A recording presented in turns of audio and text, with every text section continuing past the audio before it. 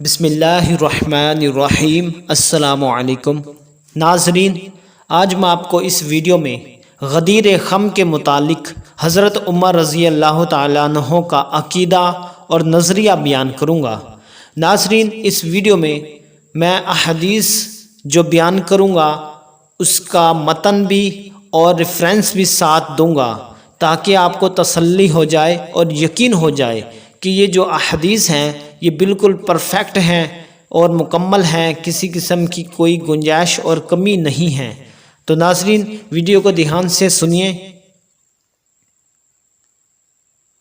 حضرت عمر رضی اللہ تعالیٰ عنہ سے روایت ہے کہ ان کے پاس دو بدو جھگڑا کرتے ہوئے آئے تو آپ نے حضرت علی سے فرمایا، اے ابو الحسن، ان دونوں کے درمیان فیصلہ فرما دیں۔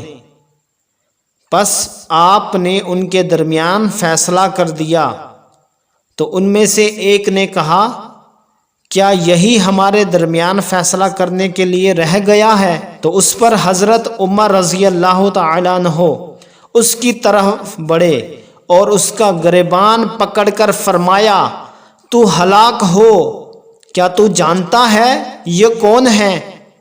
یہ میرے اور ہر مومن کے مولا ہیں، اور جو ان کو اپنا مولا نہ مانے وہ مومن نہیں۔ اسی طرح ناظرین، ایک اور روایت ہے، حضرت عمر رضی اللہ تعالیٰ عنہ نے فرمایا، رسول اللہ صلی اللہ علیہ وآلہ وسلم جس کے مولا ہیں علی اس کے مولا ہیں۔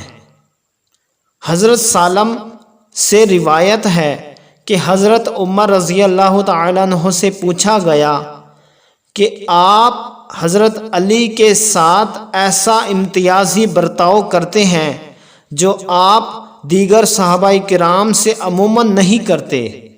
تو اس پر حضرت عمر نے جواباً فرمایا، وہ علی تو میرے مولا ہیں، میرے آقا ہیں۔ اسی طرح ناظرین، ایک اور روایت میں ہے، حضرت عمر رضی اللہ تعالیٰ عنہ سے روایت ہے کہ ایک آدمی نے آپ کے ساتھ کسی مسئلے میں جھگڑا کیا تو آپ نے فرمایا کہ میرے اور تیرے درمیان یہ جو بیٹھا ہوا آدمی فیصلہ کرے گا، اور حضرت علی کی طرف اشارہ کیا تو اس آدمی نے کہا، یہ بڑے پیٹ والا ہمارے درمیان فیصلہ کرے گا؟ تو حضرت عمر اپنی جگہ سے اٹھے، اسے گریبان سے پکڑا یہاں تک کہ اسے زمین سے اوپر اٹھا لیا اور فرمایا، کیا تو جانتا ہے کہ تو جسے حقیر سمجھتا ہے وہ میرے اور ہر مسلمان کے مولا ہیں؟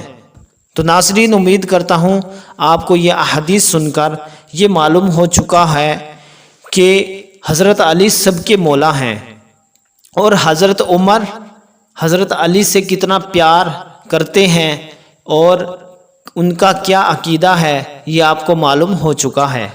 امید کرتا ہوں آپ کو یہ ویڈیو ضرور پسند آئے گی۔ لائک کریں، کمنٹ کریں اور چینل کو سبسکرائب کریں۔ Thanks for watching my video. اللہ حافظ۔